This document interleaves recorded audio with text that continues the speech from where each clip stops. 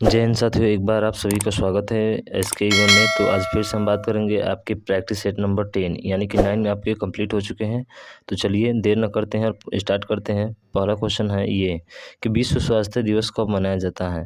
तो देखिए, विश्व स्वास्थ्य दिवस जो मनाया जाता है वो 7 अप्रैल को मनाया जाता है। कितने अप्रैल को? 7 अप्रैल को मनाया जाता है। और इसी दिन जो है WHO यानी वर्ल्ड हेल्थ ऑर्गेनाइजेशन, विश्व स्वास्थ्य संगठन जो है आपका, यानी कि 7 अप्रैल 1948 को इसकी क्या हो गई थी? स्थापना हो गई थी। ध्यान रखेंगे, 7 अप्रैल 1948 को किसकी स्थापना होती है? तो आपके विश्व स्वास्थ्य संगठन की होती हैं। ठीक है, बाकी आपका दिया गया है यहाँ पे व्याख्या सहित जो है कि 1948 में विश्व स्वास्थ्य सभा का आयोजन किया गया था, जिसमें वर्ष 1950 में प्रतिवर्ष विश्व स्वास्थ्य दिवस के रूप में मनाए जाने का निर्णय लिया गया। और 2022 के विश्व स्वास्थ्य दिवस की थीम जो है हमारा ग्रह हमारा स्वास्थ्य है। यानी कि आने वाले समय में आपसे ये पूछा जा सकता है कि स्वास्थ्य दिवस का थीम क्या है, तो हमारा ग्रह और हमारा स्वास्थ्य इसकी क्या है? थीम है। ठीक, अगला क्वेश्चन है आपके सामने कि असहयोग आंदोलन किस वर्ष में गांधी जी द्वारा शुरू किया गया था। तो देखिए, यहाँ पे ऑप्शन भी दे दिया गया है आपका, यानी कि ऑप्शन नंबर बी 1920 में जो है असहयोग आंदोलन शुरू किया गया था। अब इसके बारे में कुछ महत्वपूर्ण फैक्ट क्या है आपके, जैसे कि महात्मा गांधी ने असहयोग आंदोलन की शुरुआत जो है 1920 में किया था, और यह अंग्रेजों द्वारा प्रस्तावित अन्यायपूर्ण कानूनों और कार्यों के विरोध में देशव्यापी अहिंसा आंदोलन था। यानी कि अहिंसक आंदोलन था, यानी कि हिंसा को क्या करना? त्यागना। ठीक है, उसके बाद से बोला है कि आंदोलन के दौरान विद्यार्थियों ने सरकारी स्कूलों और कॉलेजों में जाना बंद कर दिया। चारों तरफ हड़ताल होने लगे। लेकिन 4 फरवरी 1922 में जब चौरा चौरी नामक स्थान पर जनता क्रोध में आकर थाने में आग लगा दी, जिसमें एक थानेदार और 21 सिपाहियों की क्या हो गई? मृत्यु हो गई। और पुलिस कर्म अधिकारियों की हत्या के बाद गांधी जी ने असहयोग आंदोलन क्या कर लिया? वापिस ले लिया। ठीक, तो चौरा चौरी नामक जो है घटना कब हुई थी? 1922 में। उसके बाद से अगला क्वेश्चन है कि कायक इनमें से किससे संबंधित है? कायक जो है इनमें से किससे संबंधित हैं? तो देखिए, ये जो संबंधित है वो आपका नाव से है। किससे है? नाव से। अब देख सकते हैं, कायक जो है अथवा कुश्ती एक प्रकार की पतली नाव होती है, जिसे डबल पैडल वाले चंपू से क्या किया जाता है? चलाया जाता है। ठीक, अगला क्वेश्चन है कि नासिक किस नदी के किनारे पर जो है स्थित है या कि तट पर स्थित है? कृष्णा, नर्मदा, गोदावरी या इनमें से कोई नहीं? तो ये जो होगा वो आपका ऑप्शन नंबर सी यानी गोदावरी। कहाँ? तो गोदावरी, गोदावरी नदी पर जो है आपकी कौन सा शहर स्थित है? नासिका शहर जो है स्थित है। ठीक, ऑप्शन नंबर सी। तो देख सकते हैं यहाँ पे दिया गया है आपको इसकी व्याख्या भी। गोदावरी नदी पश्चिमी घाट के त्र्यंबकम गांव की एक पहाड़ी से उद्गम होता है। कहाँ से होता है? त्र्यंबकम गांव। और दक्षिण गंगा के नाम से भी इसे जाना जाता है। यह महाराष्ट्र राज्य में के नासिक जिले से निकलती है और बंगाल की खाड़ी में जाकर गिरती है। तो कौन सी ऐसी नदी जो है आपके नासिका से निकलती है और बंगाल की खाड़ी में गिरती है? तो वो है आपकी गोदावरी। उसके बाद नेक्स्ट क्वेश्चन की तरफ चलते हैं, और अगला क्वेश्चन ये रहा आपके सामने। इसमें पूछा गया है आपसे कि भारत का एकमात्र जल प्रशिक्षण जहाज है INS Tarangini, INS Virat, INS Garuda या इनमें से कोई नहीं? तो इसका जो राइट आंसर होगा वो आपका ऑप्शन नंबर ए यानी INS तरंगिनी। ठीक, उसके बारे में देख लीजिए, यहाँ पे दिया गया है कि 1997 में प्रदान किया गया था। वर्ष 2003 से 4 में दुनिया का चक्कर लगाने वाला भारत का पहला जहाज बन गया है। क्या बना है? भारत का पहला जहाज। और ध्यान रखेंगे, INS तरंगी भारत का एकमात्र जल प्रशिक्षण जहाज है, जिसे भारतीय नौसेना ने वर्ष 1997 में क्या किया? प्रदान किया गया था। ठीक, अगला क्वेश्चन है कि दुनिया की सबसे लंबी नदी अमेजन कहाँ से बहती है? देखिए, एक तो फैक्ट आपको यहीं से पता हो गया कि दुनिया की सबसे लंबी नदी अगर आपसे पूछ ले तो कौन सा हो जाएगा? अमेजन नदी हो जाएगी। तो ये पूछ रहा है कि ये कहाँ से जो है आपकी निकलती हैं। तो देखिए, ये जो निकलती हैं वो आपके साउथ अमेरिका यानी कि दक्षिणी अमेरिका से जो है ये बाहर निकलती हैं। अब निकल कर कहाँ जाती हैं? तो देख सकते हैं यहाँ पे कि दुनिया की सबसे बड़ी नदी अमेजन नदी दक्षिण अमेरिका में बहती है, जबकि लंबाई में यह विश्व की दूसरी नील नदी के पश्चात सबसे बड़ी नदी है। यानी कि विश्व में अगर कहा जाए तो सबसे जो है नील नील नदी के बाद से स्थान आता है इसी का। ठीक है, और सबसे बड़ी नदी है। यह ब्राज़ील, पेरू, बोलिविया, कोलंबिया तथा इक्वाडोर से होकर बहती है, और ये पेरू के एंडीज पर्वतमाला से निकलकर पूर्व की ओर बहती हैं और अटलांटिक महासागर में जाकर क्या हो जाती हैं? मिल जाती हैं। ठीक, अगला क्वेश्चन है इसमें क्या पूछा है आपसे, तो इसमें पूछा है कि कौन सा दस्तावेज भारत की आधिकारिक भाषाओं का विवरण रखता है, यानी कौन सा दस्तावेज जो है भारत की आधिकारिक भाषाओं का विवरण रखता है, 9th 11th 8th या फिर इनमें से कोई नहीं। तो इसका जो राइट आंसर है वो आपका ऑप्शन नंबर सी है, यानी कि 8वां। ठीक है, यानी कि कहने का मतलब है कि भारतीय संविधान में 8वीं अनुसूची में अनुच्छेद 343 से 351 तक में भारत की आधिकारिक भाषाओं का विवरण है, और संविधान की 8वीं अनुसूची में 22 भाषाएं हैं। वर्तमान में 6 भाषाएं हैं जिन्हें भारत में शास्त्रीय भाषा का दर्जा प्राप्त है।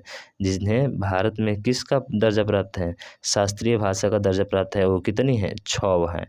ठीक, अगला क्वेश्चन है कि भारतीय नौसेना में कमानों की संख्या है, तो ऐसे देख लिया आपने, ऑप्शन नंबर बी था, यानी कि 7 है। और 7 में देख सकते हैं भारतीय नौसेना में कमानों में 7 है। आर्मी ट्रेनिंग कमान शिमला, सेंट्रल कमान लखनऊ, पूर्वी कमान कोलकाता, और उसके बाद से उत्तरी कमान उधमपुर, दक्षिणी कमान पुणे, दक्षिणी पश्चिमी कमान जयपुर, और पश्चिमी कमान चंडी मंदिर। ठीक है, अगला क्वेश्चन है कि जिम कॉर्बेट राष्ट्रीय उद्यान कहाँ स्थित है। बहुत बार ये आपका पूछा जाता है, हर एक एग्जाम में पूछा जाता है। तो जिम कॉर्बेट ये जो है आपका उत्तराखंड में है, यानी कि option number D right answer हो जाएगा। अब देख सकते हैं कि जिम कॉर्बेट राष्ट्रीय उद्यान उत्तराखंड में स्थित है। कहाँ है, उत्तराखंड में है, और इसकी स्थापना 1936 में हुई थी। पूछ लेता है स्थापना 1936, और इसे हाईली नेशनल पार्क के नाम से भी जाना जाता था। किससे, हाईली नेशनल पार्क के नाम से भी जाना जाता था, जो इतना वर्ग किलोमीटर फैला हुआ है। और 1973 में प्रोजेक्ट टाइगर लॉन्च किया गया था, और यह रामगंगा नदी के किनारे स्थित है। तो एक फैक्ट यहाँ से मिल गया, रामगंगा नदी के किनारे कौन सा स्थित है, तो उत्तराखंड नेशनल पार्क। ठीक है, नहीं उत्तराखंड मतलब कि जिम कॉर्बेट राष्ट्रीय उद्यान जो है आपका कहाँ है, ये जो है आपका वो है रामगंगा नदी तट के किनारे। ठीक है, किनारे पर। अगला क्वेश्चन है कि सऊदी अरब की मुद्रा है, तो देखिए सऊदी अरब की जो मुद्रा है वो है आपके रियाल, यानी कि ऑप्शन नंबर सी क्या होगा, राइट आंसर होगा। और सऊदी अरब की राजधानी कहाँ है, तो अबू धाबी है। ठीक है, यहाँ पे देखेंगे सऊदी अरब की मुद्रा रियाल है, जबकि दिनार कुवैत की मुद्रा है, व लीरा तुर्की देश की मुद्रा है। तो ध्यान रखेंगे लीरा कहाँ का है, तो आपका तुर्की देश का है। दिनार कहाँ का है, तो कुवैत का है। दिनार कहाँ का है, कुवैत का। ठीक है, ध्यान रखिएगा, दिनार जो है कुवैत का है, और लीरा जो है वो टर्की का है, यानी जिसको तुर्की आप बोलते हैं। ठीक, तो ये चीज़ें आप पता होना चाहिए। अगला है कि स्वतंत्र भारत की पहली महिला गवर्नर कौन थी, विजया लक्ष्मी पंडित, शीला दीक्षित, सरोजनी नायडू, या इनमें से कोई नहीं। तो वो जो पहली महिला थी वो आपकी सरोजनी नायडू थी, यानी कि ऑप्शन नंबर सी हमारा राइट आंसर हो जाएगा। ठीक, अब देख सकते हैं कि भारतीय स्वतंत्रता सेनानी सरोजनी नायडू स्वतंत्र भारत में उत्तर प्रदेश की पहली महिला राज्यपाल थी। उत्तर प्रदेश की रहने वाली थी सरोजनी नायडू। कहाँ की रहने वाली थी, उत्तर प्रदेश की। और 15 अगस्त 1947 से 2 मार्च 1949 तक बनी रही, और इन्हें भारत की कोकिला के रूप में जाना जाता है। तो ध्यान रखिएगा, सरोजनी नायडू को हम लोग क्या बोलते हैं, भारत की कोकिला। सबसे महत्वपूर्ण ये भी पूछा जाता है, भारत की कोकिला किसे कहा जाता है, कोकिला, तो सरोजनी नायडू को कहा जाता है। ठीक है, और स्वर कोकिला आप जानते हैं लता मंगेशकर को कहा जाता है। ठीक, तो ध्यान रखेंगे दोनों चीज़। अगला है कि गाइड पुस्तक के लेखक कौन है। तो देखिए जो गाइड पुस्तक के लेखक हैं वो हैं आपके R.K. नारायण। कौन है, R.K. नारायण, यानी कि ऑप्शन नंबर बी आपका राइट आंसर होगा। अब देखिए कुछ लेखक दिए गए हैं और इनके नाम आप इनको याद रखिएगा, जैसे रविन्द्रनाथ टैगोर, गीतांजलि काफ़ी बार पूछा जाता है, काबुली वाला भी। ठीक है, Arundhati Roy, the god of small things, the ministry of utmost happiness, और the algebra of infinite justice. ठीक, तो ये किताबें याद रखेंगे आप।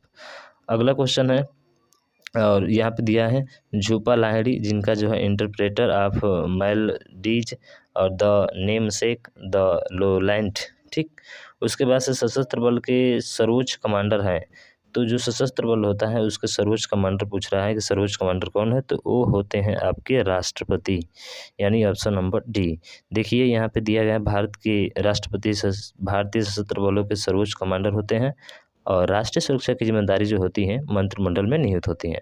और रक्षा मंत्री रक्षा मंत्रालय प्रमुख होते हैं। राष्ट्रपति प्रधानमंत्री की सलाह पर रक्षा मंत्री की नियुक्ति करता है, और वे संसद की मंजूरी के अधीन युद्ध की घोषणा या शांति की घोषणा कर सकते हैं। पानीपत की पहली लड़ाई किनके बीच लड़ी गई थी, तो देखिए पानीपत की पहली लड़ाई जो है किनके बीच लड़ी गई थी, यह हमसे पूछा हुआ है। तो देखिए पानीपत की पहली लड़ाई जो लड़ी गई थी वो बाबर और इब्राहिम लोदी के बीच लड़ी गई थी। यानी कि कब लड़ी गई थी, तो पानीपत का युद्ध जो है 1526 ईस्वी में हुआ था और मैदान में लड़ा गया। पानीपत के प्रथम युद्ध में भारत ने मुगल साम्राज्य की नींव रखी और यह युद्ध जहीरुद्दीन मोहम्मद बाबर और दिल्ली के लोदी वंश के सुल्तान इब्राहिम लोदी के बीच हुआ, जिसमें इब्राहिम लोदी क्या हो गया था, परास्त हो गया था। कौन? इब्राहिम लोदी। अगला क्वेश्चन है कि मलेरिया किसके कारण होता है, तो आप देख सकते हैं प्रोटोजोआ के कारण होता है। इसके कारण होता है, प्रोटोजोआ के कारण होता है। बाकी इसके दिए गए हैं, आप देख सकते हैं, यानी कि जानलेवा मच्छर जनित रोग है जो प्लाज्मोडियम, जिसको प्रोटोजोआ के कारण होता है। मादा एनोफिलीज मच्छर से इंसानों तक पहुंचती हैं और यह मुख्य रूप से अफ्रीका, दक्षिण अमेरिका और साथ ही एशिया के उष्णकटिबंधीय और उपोष्णकटिबंधीय क्षेत्र में पाए जाते हैं। तो कौन मच्छर है? मादा एनोफिलीजा, ठीक है, एनोफिलीज, मादा एनोफिलीज से ये फैलता है। अगला है कि बांझ विरोधी विटामिन का नाम बताइए, यानी कि जो बांझ विरोधी विटामिन है उसका हमसे नाम पूछा हुआ है। तो देखिए बांझ विरोधी विटामिन जो है वो आपका विटामिन ई है। अब देखिए इसको दूर करना है तो इसके लिए क्या करना होगा, तो देखिए विटामिन ई को जो है बांझ विरोधी विटामिन या फर्टिलिट विटामिन कहा जाता है। 1922 में इवांस और बिशप द्वारा विटामिन ई की खोज की गई थी। शरीर में विटामिन के की कमी से रक्त का धक्का बनने का समय बढ़ जाता है। तो ध्यान रखेंगे, रक्त का धक्का बढ़ने का समय किसके कारण होता है? विटामिन बी के की कमी से। और वसा में घुलनशील विटामिन कीड़ा है, KEDA हम लोग पढ़ते हैं, जो वसा में घुलनशील होता है, KEDA, ठीक है, KEDA जो होता है वसा में घुलनशील। और जल में घुलनशील विटामिन कौन सा है? बी और सी है। तो ये भी कभी कभी पूछ ले जाते हैं, ध्यान रखेंगे। अगला क्वेश्चन है कि कार्य जो होता है बल और विस्थापन के बीच संबंध बताते हैं। तो W बराबर F इंटू क्या होता है? एस, यानी बल गुणे बल की दिशा में क्या होता है? विस्थापन, यानी कि ऑप्शन नंबर ए आपका राइट हो जाएगा। ठीक है, तो ध्यान रखेंगे इस तरह से। अगला क्वेश्चन है कि कौन सा रसायन पौधों से प्राप्त होता है? तो कौन सा रसायन जो है आपके पौधों से प्राप्त होता है, तो वो होता है कुनैन। कौन सा? कुनैन, यानी ऑप्शन नंबर ए। अब देखिए कुनैन सिनकोना पेड़ से प्राप्त होता है और कुनैन का उपयोग हम ज्वर रोधी, मलेरिया रोधी, दर्दनाशक, सूजन रोधी आदि में इसका प्रयोग करते हैं। अगला है कि सिस्मोग्राफ से आप क्या मापा जाता है? देखिए सिस्मोग्राफ, किससे? सिस्मोग्राफ, यानी सिस्मोग्राफ से जो है क्या मापा जाता है, तो देखिए इससे जो मापा जाता है वो आपका भूकंप मापा जाता है, यानी ऑप्शन नंबर सी। उसके बाद से अगला क्वेश्चन है आपके सामने कि कौन सी गैस सोडा को तैयार करने में इस्तेमाल की जाती है, यानी कि सोडा जो होता है ना वो आपका कैसे तैयार होता है, ये क्वेश्चन हमसे पूछ रहा है। तो ये जो तैयार किया जाता है वो कार्बन डाइऑक्साइड से तैयार किया जाता है, यानी कि ऑप्शन नंबर बी आपका राइट हो जाएगा। देखिए सोडा वाटर को बनाने के लिए कार्बन डाइऑक्साइड गैस इस्तेमाल किया जाता है और सोडा वाटर को कार्बोनेट वाटर भी कहा जाता है और ये सुपर सैचुरेटेड होता है। ठीक, उसके बाद से अगला है कि इनमें से कौन एक अदिश मात्रा है? अदिश मात्रा मतलब जिसमें जो है दिशा नहीं होती है। तो बल सदिश है, त्वरण भी सदिश है, लेकिन गति जो होती है, स्पीड, जिसको हम लोग चाल बोलते हैं, उसको क्या बोलते हैं? चाल बोलते हैं या गति, ये जो होती हैं आपकी अदिश राशि होती हैं। क्या होती है? अदिश राशि, यानी इसमें आपकी दिशा नहीं होती है, ठीक है, और जिसमें दिशा होती है उसे सदिश कहा जाता है। जैसे बल हो गया, बल गुणे बल की दिशा में विस्थापन, तो दिशा आता है तो इसलिए ये सदिश है, ये भी सदिश है। ठीक, तो ऑप्शन नंबर ए आपका राइट हो जाएगा। उसके बाद और है क्वेश्चन कि हीमोग्लोबिन का मुख्य घटक है, ये पिछली बार एक बार और आया था, हीमोग्लोबिन के घटक हैं, तो देखिए हीमोग्लोबिन का जो घटक है वो है आपका ऑप्शन नंबर ए, यानी कि प्रोटीन। कौन सा है? प्रोटीन है, तो प्रोटीन आपका क्या होगा? राइट आंसर हो जाएगा ऑप्शन नंबर ए। अगला क्वेश्चन है, और अगला क्वेश्चन ये है कि लाल रक्त कणिकाओं के अंदर जो है इतना भाग प्रतिशत हीमोग्लोबिन होता है और अस्थि मज्जा में विटामिन B6 पैराडॉक्सिन की उपस्थिति में लोहा ग्लाइकिन नामक एमिनो एसिड से संयोग कर हिम नामक यौगिक बनाता है, जो ग्लोबिन नामक प्रोटीन से मिलकर बनाता है। इससे स्पष्ट है कि प्रोटीन हीमोग्लोबिन का मुख्य घटक है। ठीक, अगला है क्वेश्चन, अगला क्या है कि एक जीव की संरचनात्मक और कार्यात्मक इकाई को क्या कहा जाता है? तो संरचनात्मक और कार्यात्मक इकाई जो होती हैं वो आपकी क्या कहलाती हैं, ये आपको बताना है। तो वो आपकी सेल कहलाती हैं, जो छोटे छोटे होते हैं ना, बहुत से सारे सेल हमारे शरीर में उपस्थित होते हैं। और इसकी खोज की पूछ लेता है, किसने किया था? रॉबर्ट हुक ने किया था कोशिका की खोज। ठीक है, तो इस चीज़ को आप ध्यान रखेंगे। मानव शरीर में रक्त किस में शुद्ध होता है? तो ये कई बार आ गया है, गुर्दे में होता है, किडनी जिसको हम लोग बोलते हैं। ठीक, तो इस चीज़ को आपको ध्यान रखना है। अगला क्वेश्चन है कि किन गैसों की उपस्थिति के कारण अम्ल वर्षा होती है? तो देखिए कार्बन मोनोऑक्साइड एक आता है जिसको CO हम लोग बोलते हैं। क्या बोलते हैं? CO बोलते हैं। यानी कि यहाँ पे जो होगा क्या बोल रहा है, अम्ल वर्षा ना, तो सल्फर डाइऑक्साइड, नाइट्रस ऑक्साइड, ठीक है, NO2 और SO2 ऑप्शन नंबर ए आपका हो जाएगा। तो ये ध्यान रखेंगे SO2 और NO2 के कारण। अगला है कि विद्युत प्रवाह किससे मापा जाता है? तो विद्युत धारा, विद्युत प्रवाह माने विद्युत धारा को एम्पियर होता है, एम्पियर से अमीटर, यानी ऑप्शन नंबर बी होगा। और अमीटर को किस क्रम में लगाया जाता है? ध्यान रखिएगा, श्रेणी क्रम में लगाया जाता है, ठीक। प्राथमिक रंग कौन सा है? तो लाल, हरा और नीला होता है। तो लाल, हरा और नीला, यानी ऑप्शन नंबर यही क्या होगा, राइट आंसर हो जाएगा। ये प्राथमिक 3 रंग होते हैं, ठीक। और 3 रंगों को मिलाने से द्वितीयक रंग बनता है, वो दिया गया है, आप उसको ऊपर पढ़ सकते हैं। निम्न में से कौन सा अंग कोशिका का विद्युत गृह कहलाता है? तो देखिए कोशिका का जो विद्युत गृह कहलाता है वो कौन सा अंग है? तो वो है आपका माइटोकॉन्ड्रिया। कौन सा है? माइटोकॉन्ड्रिया, ठीक है, ऑप्शन नंबर बी। इसको जो है हम लोग क्या बोलते हैं? पावर हाउस कहा जाता है, क्योंकि ये कोशिकाओं के लिए सर्वाधिक ऊर्जा क्या करता है? उत्पन्न करता है, ठीक। तो ये चीज़ आप याद रखेंगे। अब उसके बाद से अगला क्वेश्चन है कि इनमें से कौन मानव शरीर के समन्वय गतिविधियों को नियंत्रित करता है? हार्मोन, रंध्र, ग्रंथि, या इनमें से कोई नहीं? तो देखिए इसमें से कोई भी नहीं है, यानी कि कहने का मतलब कौन सा हो सकता है? तो तंत्रिका तंत्र है, जो हमारे शरीर की गतिविधियों का समन्वय करता है और यह हमारे व्यवहार, सोच और कार्यों को क्या करता है? नियंत्रित करता है। और तंत्रिका तंत्र के माध्यम से ही हमारे शरीर की अन्य सभी प्रणालियाँ काम करती हैं। तो इसलिए इनमें से कोई नहीं हो जाएगा। अगला है कि मनुष्य में मांसपेशियों की कुल संख्या होती है। देखिए 639 होती है, यानी ऑप्शन नंबर ए आपका राइट हो जाएगा, देख सकते हैं यहाँ पे। और उसके बाद से अगला है कि किडनी की मौलिक इकाई क्या कहलाती है? तो देखिए किडनी की जो मौलिक इकाई होती है ना, जो किडनी की मौलिक इकाई होती है वो आपका नेफ्रॉन कहलाती है। क्या कहलाती है? नेफ्रॉन, यानी ऑप्शन नंबर ए हो जाएगा। देखिए 1 से 15 मिलियन नेफ्रॉन पाए जाते हैं प्रत्येक गुर्दे में, यानी किडनी में, ठीक। अगला क्वेश्चन है कि कौन सा जीवाणु दूध को दही में परिवर्तित करता है? तो लैक्टोबैसिलस यार, ऑप्शन नंबर सी। ये दूध को किसमें कन्वर्ट कर देता है? दही में कन्वर्ट कर देता है, ठीक। और उसके बाद से अगला है, और मैथ के क्वेश्चन स्टार्ट हो गए कि 12:30 का तृतीय अनुपाती क्या होगा? तो देखिए 12:30 का तृतीय अनुपाती निकालने के लिए फार्मूला होता है कि इसका स्क्वायर कीजिए, तो 30 का स्क्वायर कीजिए तो 30 गुणे 30 हो जाएगा, और 12 से भाग कर दीजिए। रेशियो पूछा है।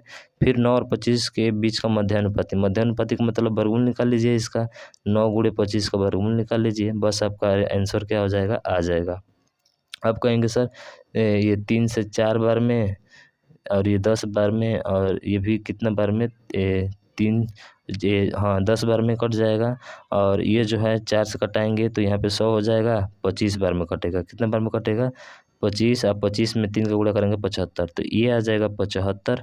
गुणा कर लेना कटा पीटा का, ठीक है। 2 जीरो बचा तो 100, और 4 से 25 बार में 3 बचेगा तो 25 से 75 हो जाएगा। रेशियो अब इसका होता है 3 गुणे इसका होता है 5, क्या कट जाएगा? तो 15 होगा, तो 15 एकम 15, 15 पचे 75, यानी 5 रेशियो कितना हो जाएगा आपका? 1 हो जाएगा। 5 रेशियो 1 किस ऑप्शन में है? तो आप देखेंगे 5 रेशियो 1 जो है ऑप्शन नंबर आपके बी में है, तो ये आपका राइट आंसर हो जाएगा, ठीक है। तो चलिए नेक्स्ट क्वेश्चन की तरफ चलते हैं, और अगला क्वेश्चन जो है आपके सामने ये रहा, ठीक है। इसमें पूछा है कि यदि 36 पुरुष एक काम 25 दिन में करते हैं, देखिए 36 पुरुष एक काम 25 दिन में करते हैं, तो 36 गुणे कितना हो जाएगा? 25 हो जाएगा। ये आपको बताए थे, बट्टे कर लेंगे। 15 आदमी उस काम को कितने दिन में करेंगे? तो 15 से क्या कर लेंगे, इसमें जो है आप भाग कर लेंगे, तो 5 तिया 15 और 5 पचे 25, और 36 से ये 12 बार में, अब 12 पाँचे कितना हो जाएगा? 60, यानी कि आपका जो विकल्प है वो आपका ए सही हो जाएगा, ठीक। अगला क्वेश्चन है कि पहले 7 प्राकृतिक संख्याओं के वर्गों का औसत, देखिए 7 प्राकृतिक संख्याओं के वर्गों का औसत पूछा है, तो फार्मूला होता है, और इसी फार्मूले को दोबारा रखेंगे और आपका हल आ जाएगा कितना? 20, ठीक है। यानी कि देखिए n इंटू एन प्लस 1, यानी कि n बराबर कितना होता है? 7 हो जाएगा। 7 रख दीजिए, इसमें आपका आंसर आ जाएगा। तो अब देखिए अगला क्वेश्चन है कि ये दिया है a का क्यूब माइनस बी का क्यूब, अब बट्टा करके दिया है, नीचे A square plus B square plus A B. तो देखिए इसका डायरेक्ट फार्मूला होता है, और ट्रिक भी होती है, क्या है कि जब ये फार्मूला ही पूरा बना दिया है, तो 343 है, ऊपर वाला घटाना है तो घटा दीजिए 143, इसमें से आपका आंसर 0 0 2, यानी कि कितना हो जाएगा? 200, और 200 किस में है? ऑप्शन नंबर इसमें है। तो ध्यान रखना थोड़ा सा, यहाँ पे जो है 113 है ना, तो एक एक होगा यहाँ पे, तो ये 230 आ जाएगा। कितना आएगा भाई साहब? 230 आएगा। और 230 किस में है? ऑप्शन नंबर सी में है, तो सी वाला राइट हो जाएगा, ठीक। अगला क्वेश्चन की तरफ चलते हैं और अगला क्वेश्चन ये दिया है कि इतना को कौन सी सबसे छोटी संख्या जोड़ी जाए कि इनका पूर्ण वर्ग हो जाए। तो देखिए एक ही तरीका है कि आप भाग विधि द्वारा इसको हल कीजिए और अधिक बार लेकर जाइएगा। कितना बार? अधिक बार लेकर जाएगा। जैसे अधिक बार लेकर जाएंगे तो जो बचेगा शेष ना, जो शेष बचेगा वही आपका राइट आंसर होगा। तो देखिए यहाँ पे किया गया है आपके सामने, ठीक है। पूरा गया 8 से 25 बार में माइनस का 4 शेष बचा है, यानी कि यही आपका क्या होगा, राइट आंसर हो जाएगा। समझ रहे हैं ना? तो option number A right answer हो जाएगा। अगला क्वेश्चन है और अगला क्वेश्चन ये है कि 10 वर्षों में ए की उम्र बी की 10 वर्ष उम्र की से दुगुनी होगी। अगर ए अभी बी से 9 वर्ष बड़ा है तो बी की वर्तमान उम्र क्या है। देखिए बी की वर्तमान उम्र अगर एक्स मानते हैं तो 9 वर्ष बड़ा है ए, तो ए का कितना हो जाएगा, एक्स प्लस 9 हो जाएगा। तो इस तरह से एक समीकरण बनाएंगे तो ये कुछ इस तरह से बनेगा। और इसको जो है देखिए ए की आयु आया ना और बी की आयु पता हो गया। तब दोनों का कह रहा है कि 10 वर्ष, तो इसमें भी 10 जोड़ेंगे और इसका दुगुना कर दिया है। तो देखिए इसका एक साथ था आप माइनस 10 हो जाएगा, तो 10 का दुगुना करेंगे तो 2x और माइनस कितना हो जाएगा 20, इसलिए यहाँ पे डायरेक्ट 20 कर दिया है। और आप इसको निकालेंगे तो आपका मान कितना हो जाएगा 39 बरस। ठीक। अगला क्वेश्चन है, देखिए जिसका बेसिक है और जिसका शॉर्ट ट्रिक रहेगा मैं तो शॉर्ट ट्रिक आपको बता दूंगा। बाकी सब कुछ ऐसे क्वेश्चन होते हैं जिनको बेसिक हल करना बहुत ज़रूरी होता है, ठीक है। तो इसलिए मैं जो है आपको हल कराया हुआ यहाँ पे दे रहे हैं। अगला इसमें बड़ी संख्या पूछना है। देखिए इसकी संख्या पूछने के लिए क्या करते हैं कि 2 दिया है तो 2 लिखेंगे और रूट का मतलब होता है सर पावर में 1/2, ठीक है। उसके बाद से और दिया है 3 और यहाँ पे रूट में 3 दिया है, एक घनमूल तो 1/3 हो जाएगा। इंटू उसके बाद से 4 है तो 4 का पावर कितना हो जाएगा 1/4 हो जाएगा, क्योंकि चौथा मूल पूछा है। अब इनका लसा लीजिए 2 3 4 का लसा, तो 2 3 और 4 का लसा लेंगे तो आपका 12 आएगा। कितना आएगा 12, और सब में 12 से गुणा कर दीजिए। तो सर इसमें 12 को गुणा करते 2 का पावर 6 हो जाएगा, इसमें 12 से गुणा करेंगे तो 3 का पावर 4 हो जाएगा, इसमें 12 से गुणा करेंगे तो 3 हो जाएगा। अब देख लीजिए कौन बड़ा छोटा है। 2 का पावर 6 का मतलब 2 दूनी का 4 दूना का 8, 8 कितना हो जाएगा 64 हो जाएगा, यानी कि 2 का पावर 6 करते हैं तो 64 आएगा, 3 का पावर 4 करते हैं तो 81 आएगा, और 4 का पावर 3 करते हैं तो 64 आएगा। तो बताइए बड़ा कौन सा है, 81 वाला बड़ा है, यानी 81 वाला का मान कितना है √3 वाला है, ठीक है, घनमूल 3 वाला है। तो घनमूल 3 वाला कौन सा है ऑप्शन, तो आप देखेंगे कि ऑप्शन नंबर आपका बी है, तो बी क्या होगा राइट आंसर हो जाएगा। ठीक है, आए समझ में आपको, बहुत बढ़िया। चलिए अगले क्वेश्चन की तरफ चलते हैं और अगला क्वेश्चन ये रहा। ये बोल रहा है कि 80% छात्र अंग्रेजी में, 85% छात्र गणित में, 75% छात्र दोनों अंग्रेजी और गणित में, अगर 40 छात्र दोनों विषय में अनुत्तीर्ण है तो छात्रों की संख्या बताइए। अब देखिए दोनों विषय वाला पहले ले लेते हैं, तो 2 गोला, एक इंग्लिश का और एक किसका हो जाएगा, और दोनों में कॉमन होगा, और ये हो जाएगा आपका गणित का। तो मान के चलिए गणित हो गया और ये आपका इंग्लिश हो गया, ठीक है। तो दोनों विषयों में कह रहा है 75% दोनों विषयों में जो है उत्तीर्ण होते हैं, तो 75 आप बीच में भर दीजिए। देखिए यहाँ पे भरा हुआ है, समझ रहे, यहाँ पे समझिए था थोड़ा सा, ठीक है। 75 तो भर दिया है और 80% अंग्रेजी में, तो इसका मतलब कितना परसेंट बचा, और 5, और 85% गणित में, यानी कितना बचा 10%। तो देखिए पूरा को जोड़ेंगे तो ये आएगा आपका पूरा 90%। कितना आएगा 90%। अब जो फेल होने वाले हैं ना वो 10% आपकी ख़त्म कहानी हो गया। यहाँ से कितने परसेंट हो गया 10% ख़त्म हो गया, और उस 10% की वैल्यू कितना दिया है 40, तो 10% बराबर 40 के, ठीक है। तो पूछा क्या है कुल छात्रों की संख्या, तो 100% की वैल्यू हमसे पूछा है, तो यहाँ पे एक जीरो बढ़ा दीजिए, इधर भी एक जीरो बढ़ जाएगा, कितना आ जाएगा 400, और 400 किस विकल्प में है, ऑप्शन नंबर ए में है, तो ए वाला आपका क्या होगा राइट आंसर हो जाएगा। ठीक। हाँ अगले क्वेश्चन की तरफ चलते हैं। अगला क्वेश्चन फिर से जो है आपके सामने ये आया, देखिए कि 6.46 का आंशिक रूप क्या होगा। आंशिक रूप का मतलब कि सर 6 4 6 लिख दीजिए, बट्टे में क्या कर दीजिए 2 जीरो है तो 2 जीरो कर दीजिए, और 2 जीरो किस में है, ऑप्शन नंबर डी में है, तो डी आपका राइट आंसर हो जाएगा। अगला है कि इतना इतना का महत्तम समापवर्तक होगा। देखिए जब भी बट्टे का महत्तम समापवर्तक पूछे तो ऊपर वाले का मासा निकालिए, तो 2 8 64 और उसके बाद से 10 है, तो सबसे छोटा वाला इसमें होगा 2 होगा, तो 2 तो क्लियर है कि ये भी नहीं हो सकता, ये भी नहीं हो सकता, ये वाला होगा। और नीचे वाले का क्या निकालते हैं, ऊपर वाले का मासा नीचे वाले का लसा, तो यहाँ पे 3 है, 3 9 है और 81 है और 27 है, तो सबसे बड़ा कौन सा है 81, क्या होगा 81 होगा ना। अगर 27, हाँ 27 से 81 भी कट जाएगा, 9 से भी कट जाएगा, 3 से भी कट जाएगा, यानी कि 2/81, ऑप्शन नंबर बी आपका राइट आंसर हो जाएगा। ठीक। उसके बाद अगला है कि एक कार 180 किलोमीटर प्रति घंटे की चाल से चल रहा है तो 15 सेकंड में वो कितनी दूर जाएगा।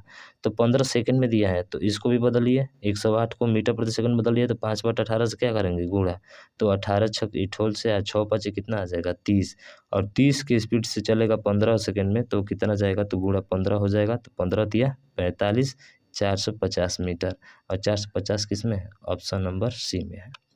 ठीक, अगले क्वेश्चन की तरफ चलते हैं और अगला क्वेश्चन है आपके सामने ये कि किसी राशि का प्रतिवर्ष 8% साधारण ब्याज की दर से 6 साल ब्याज उस राशि का आधा है तो वह राशि क्या होगा। तो 8 छक 48, 48 का आधा 24 होगा। ठीक है, 24 होगा, लेकिन कुछ तो दिया नहीं है, इसका मतलब डाटा क्या है, अपर्याप्त है, जानकारी अधूरी है। ठीक है, ये हो जाएगा, नहीं निकाल सकते। अगला क्वेश्चन है कि एक वृत्त की त्रिज्या में 75% की वृद्धि हो तो उसकी परिधि में कितने परसेंट की वृद्धि होगी। वृत्त की परिधि क्या होती है, 2πr होती है। अरे खाली आर है, आर में 75% की वृद्धि हुआ तो 75% बनी रहती है, आगे जाती ही नहीं है। तो हल क्या करना है, ये तो डायरेक्ट ऐसे आंसर आता है। ठीक है, क्षेत्रफल का आता तो दूसरा होता। ठीक है, तो थोड़ा सा ध्यान देंगे इस चीज़ पे, वही आपका राइट आंसर हो जाएगा। बाकी तामझाम तो कर दिया है यहाँ पे। अगला है कि अगर साइन थीटा बटे कॉस थीटा, तो साइन थीटा बटे कॉस थीटा बराबर क्या होता है, tan थीटा होता है, और tan थीटा की वैल्यू 1 दे दी है। तो tan थीटा का मान कितना होता है सर, कितना होता है, तो सर ये होता है tan जो है थीटा बराबर ये होता है tan 45 का मान, किसका होता है, tan 45 डिग्री का मान एक होता है। तो tan से tan क्या हो गया, खत्म, तो थीटा बराबर आ जाएगा 45 डिग्री, और 45 डिग्री किस में है, ऑप्शन नंबर सी में है।